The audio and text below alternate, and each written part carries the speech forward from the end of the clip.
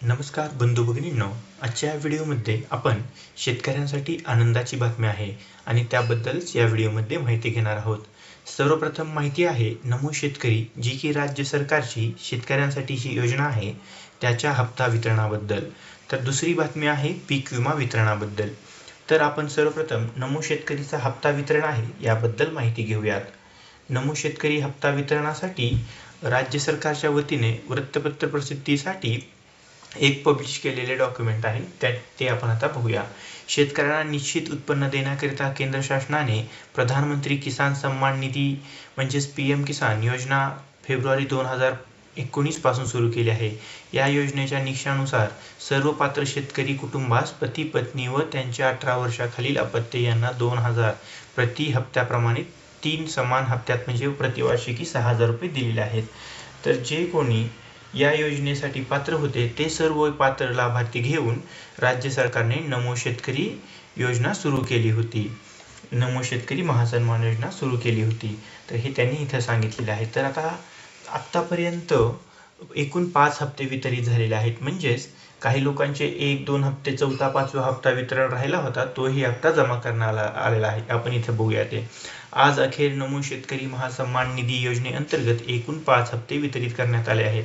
राज्यातील 90.86 लाख शेतकरी कुटुंबांना 8,961.31 कोटी रुपयांचा लाभ आधार व DBT संलग्न सक्रिय बँक खात्यात थेट जमा करण्यात आले. म्हणजे DBT द्वारे त्या शेतकऱ्यांच्या खात्यामध्ये 5 हप्त्यापर्यंतचे पैसे वितरित केलेले आहेत. आता एप्रिल महिन्याच्या पहिल्या आठवड्यामध्ये 6वा हप्ता वितरित केली जाण्याची शक्यता आहे. तर त्याची आपण माहिती घेऊया. माननीय पंतप्रधान महोदयांच्या शुभ हस्ते डिसेंबर 2024 ते मार्च 2025 या कालावधीतील प्रधानमंत्री किसान सन्मान निधी योजनेचा 19वा हप्ता वितरित करण्यात आला आहे. हा हप्ता वितरित सोहळ्यामध्ये महाराष्ट्र राज्यातील एकूण 92.89 लाख शेतकरी कुटुंबांना 1967.12 कोटीचा निधी वितरित करण्यात आलेला आहे. या व्यतिरिक्त त्यानंतरही केंद्र शासनाने PM किसान योजनेअंतर्गत 65,047 लाभार्थ्यांचे लाभ अदायगीचे नियोजन केले आहे. त्यानुसार राज्यातील एकूण 93.26 लाख शेतकरी कुटुंबांना नमो शेतकरी महासन्मान निधी योजनेचा 6व्या हप्त्याचे सुमारे 2169 कोटी लाख रुपये आधार व DBT संलग्न सक्रिय बँक खात्यात जमा करण्यात येणार आहेत. म्हणजेच 93.26 लाख शेतकऱ्यांना 2000 रुपयाप्रमाणे हा हप्ता जमा होणार आहे आणि हा हप्ता एप्रिलच्या पहिल्या आठवड्यात जमा होईल असे सांगितले जात आहे. यानंतर आपण दुसरे अपडेट घेऊया पीक विमा वितरणाबद्दल. एकूण 64 लाख शेतकऱ्यांना 2,555 कोटी रुपयांचा विमा वितरित केला जाणार आहे. त्यासाठी राज्य शासनाचा 2,852 कोटी रुपयाचा विम्याचा हिस्सा म्हणजे जो आपण 1 रुपयामध्ये विमा भरतो परंतु आपला हप्ता हे राज्य सरकार भरत असतं, तर तेच 2,852 कोटी रुपये पीक विमा कंपन्यांकडे वर्ग केलेले आहेत.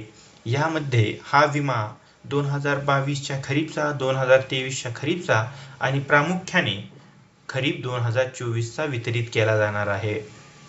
आता सोयाबीनसाठी जर पीक विमाचे क्लेम हे 2 पद्धतीचे असतात. जर पीक असेल तर त्यावेळी जे एखादी नॅचरल डिझास्टर म्हणजेच नैसर्गिक आपत्ती आलेली असेल तर त्याला नैसर्गिक आपत्ती म्हणतो. त्या नैसर्गिक आपत्तीसाठी हेक्टरी सोयाबीन या पिकासाठी 6,000 ते 6,500 रुपये मिळणार आहेत. परंतु जर काही शेतकऱ्यांनी समजा सोयाबीन काढून त्यांच्या शेतामध्ये टाकलेले असेल किंवा मशागतीसाठी ठेवले असेल म्हणजेच मळणीसाठी ठेवले असेल आणि त्यावेळेस जर अचानक काही नुकसान झाले काढणी पश्चात, तर अशा शेतकऱ्यांना हेक्टरी 7,000 ते 11,000 रुपये मिळणार आहेत.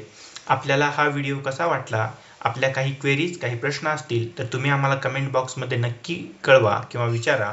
हा व्हिडिओ लाईक करा, शेअर करा, आपल्या चॅनलला सबस्क्राईब करा. धन्यवाद.